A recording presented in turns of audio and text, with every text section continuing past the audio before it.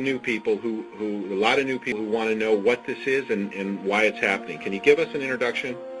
Yeah, again, the term geoengineering, aka chemtrails, the layman's term for what we see happening in the skies, but this is weather modification on a global scale. In fact, these programs are so large and so all-encompassing that all other weather modification programs that go on a smaller regional basis are they're negated by the scope and scale of the global geoengineering programs. And these programs involve a number of aspects. You have the saturation of the atmosphere with various chemical and metal particulates. And there appear to be various purposes and objectives with this saturation. In conjunction with the saturation, which ionizes the atmosphere, it makes the atmosphere more conductive, we have the HAARP facilities, High Frequency Active Auroral Research Program. These are ionosphere heaters. Many have heard of the HAARP facilities.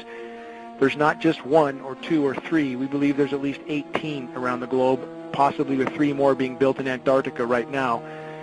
And once the atmosphere is saturated with these particulates, and then you add the ionosphere heaters, the entire weather system globally is virtually being thwarted.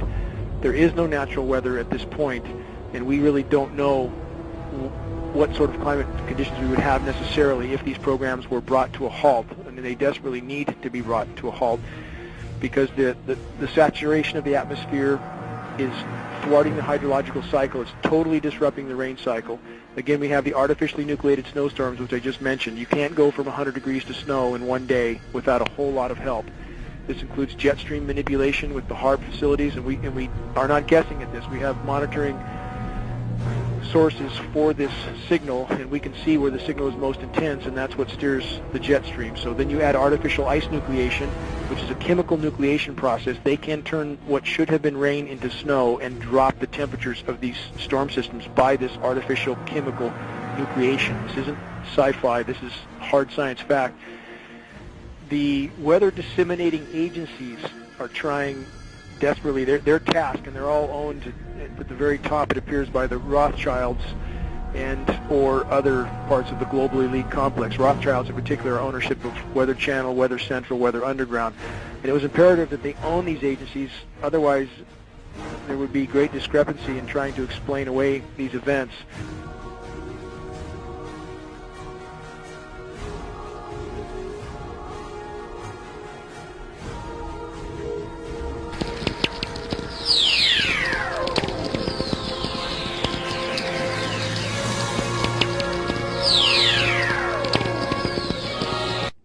This next story is so unbelievable, we didn't think it could possibly be true. But after receiving thousands of records and declassified reports from the Army, it's confirmed that during the Cold War, the United States military conducted secret tests on unsuspecting people in the city of St. Louis.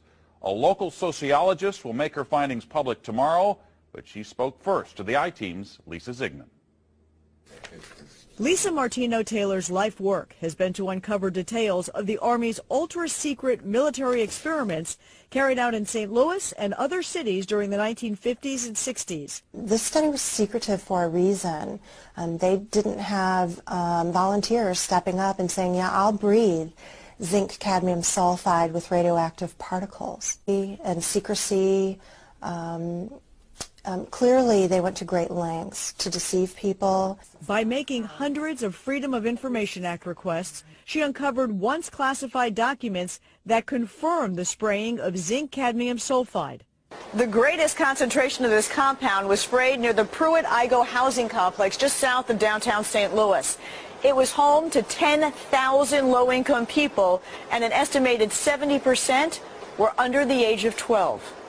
Martino-Taylor claims they all unknowingly inhaled this compound morning, noon, and night so the government could measure its effects on their lungs. So this is in violation of all medical ethics, all international codes, and the military's own policy at that time.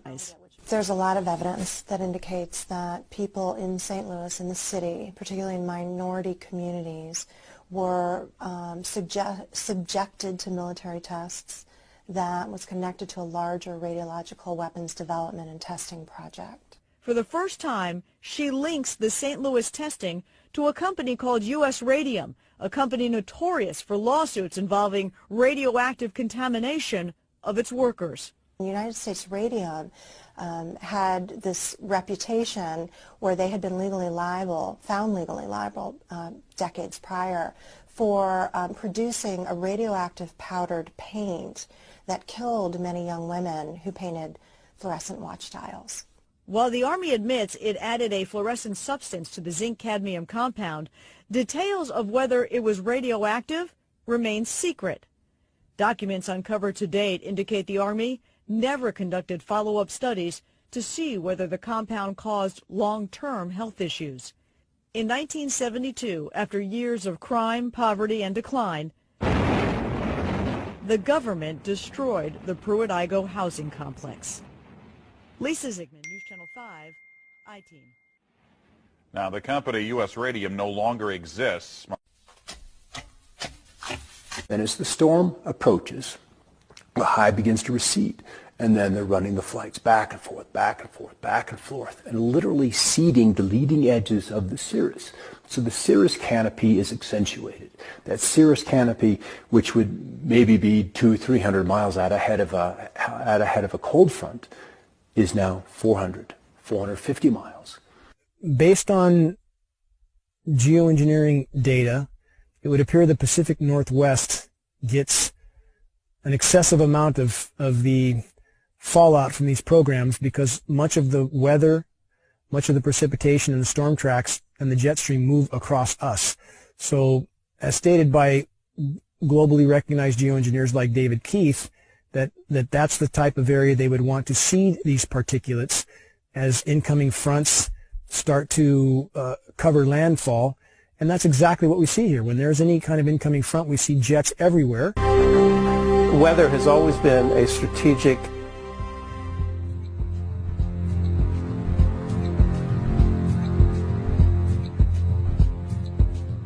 desire to control by the generals, whether it was Napoleon marching towards Moscow or Hitler in his Russian campaign, or our own Pacific Fleet trying to understand typhoons and use them for our strategic advantage. War and weather are very closely connected, and they've been connected ever since about 1812 or so, maybe earlier than that. Hannibal had to face the snows in the Alps. And so there's a long history of weather and warfare interactions.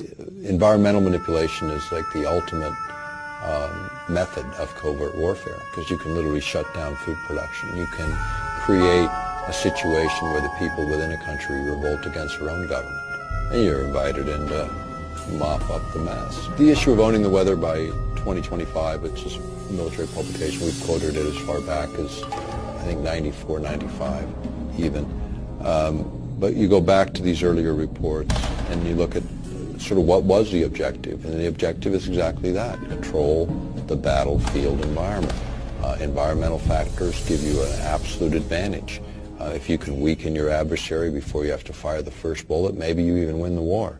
Whether it's incredibly historic sandstorms when we're invading Iraq, or you want to drought out or flood out a dictator that you're not happy with,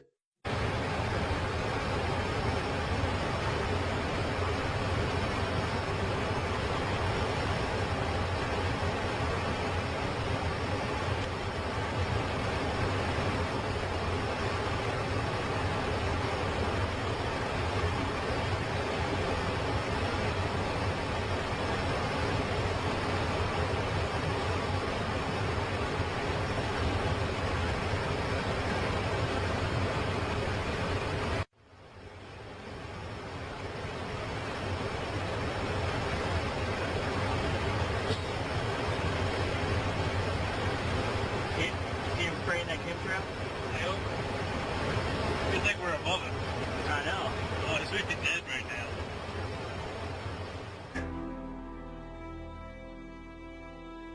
It just looks like classic geoengineering to me.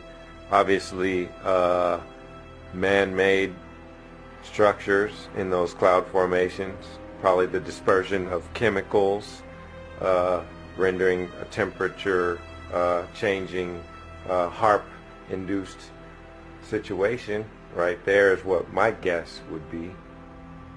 All I gotta say is hats off to the photographer. He really kept his hands still, and he's capturing, and then he's actually capturing a decent enough time to actually see this formation transform in front of ourselves and in front of the public right here. This scares me, man. I don't know. It's a terrifying HAARP-induced heating of the atmosphere. I mean, it looks like flames. An actual phenomenon. Look at the cloud formations around it. Could this be maybe just a real weather phenomenon? I just wondered, how did it have that square edge? I don't understand that square edge.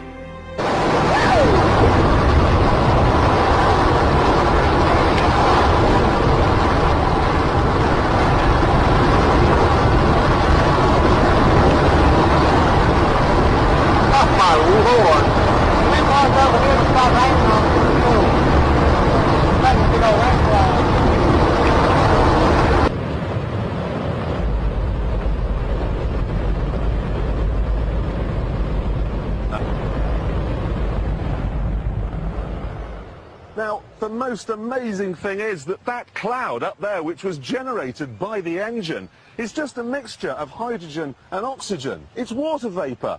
And in about an hour's time, someone in Mississippi is going to get wet washing. It will actually rain.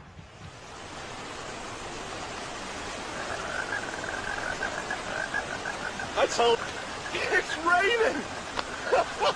That's unbelievable! Oh. NASA's playing God.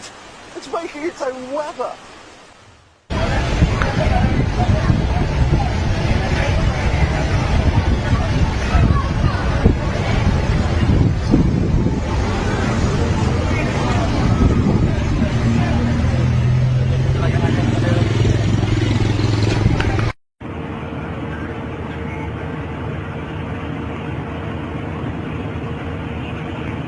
Vamos mueve de esa forma.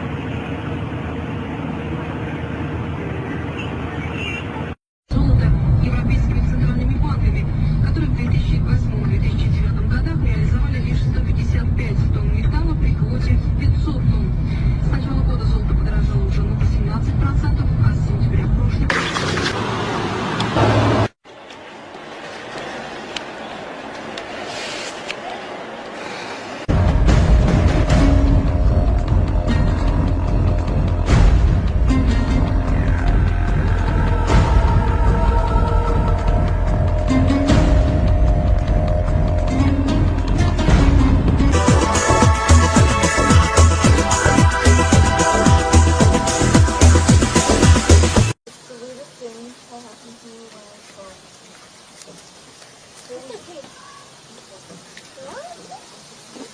It's like something you'd see in a video game.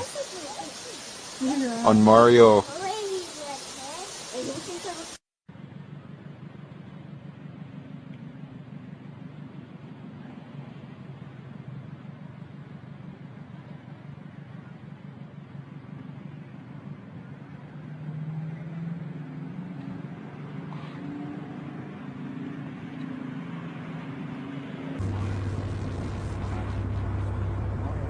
There we go. I got it.